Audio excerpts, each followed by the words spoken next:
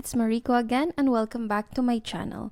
As promised from my Sumilon Island video, today I'm taking you to the Binalayan hidden waterfalls. It's hidden, just like the name suggests. From the highway, we have to walk about 10 to 12 minutes to reach the falls, and for every 2 guests, there's one tour guide. Our guides today are Kuya Raymond and Kuya Junri. Big shout out to these friendly and funny guys. Before we set off, a quickly safety reminder. We need to wear helmets while making our way to the waterfalls.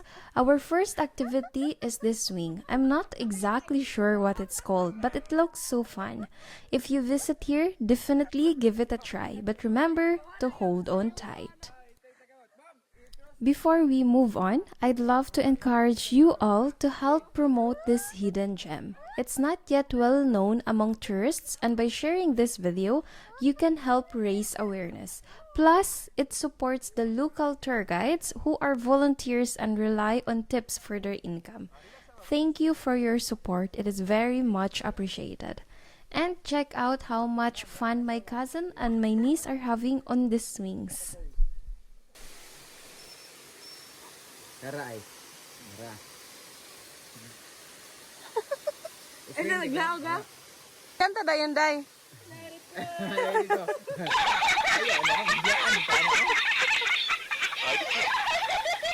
Diyan na lang ka. Sige, padayon sa amin dito. Relax agad ma'am, hindi ka na. Okay na? Sige, down daw ma'am. Balik sa imo ang kawan mo. Down. Relax lang. Pagod. Okay, come on, straight. Ma'am, lingkod yun. I-cross imo ang left o right para makabalance ka. Hindi, i-cross. Hindi lagi, lindot siya ma'am. Mas... Okay na? Relax lang ma'am, relax lang. Ayan ka na, tol. Relax lang. Dili. Dili ka na siya ma'am. Ma'am, try to. Yan na.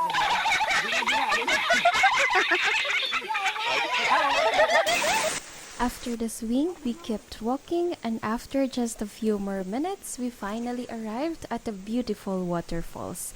The water is so clean and refreshing, not too cold, so you can really enjoy swimming here.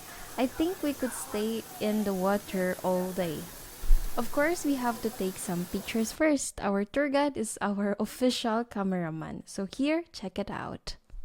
For the next activity, you can go right under the falls or stand in the middle of them.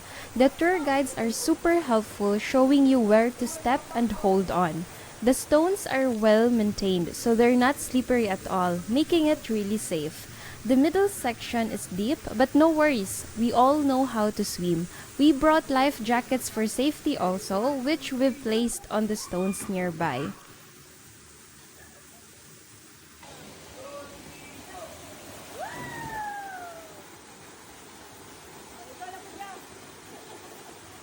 Also jump from the designated spots marked by arrows, just like what Kuya Raymond did. Again, the tour guides will assist you with climbing up. If you already visited this hidden gem, please share your pictures in the comments below. I'd love to see your experiences.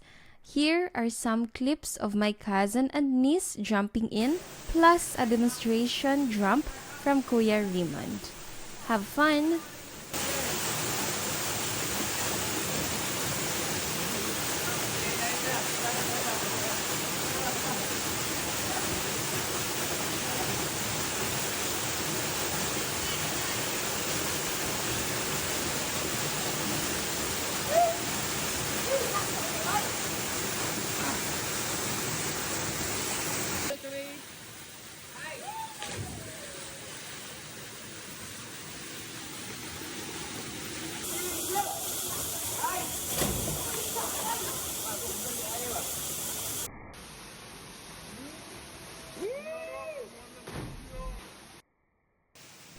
Thanks for joining us today. Don't forget to like and subscribe for more adventures.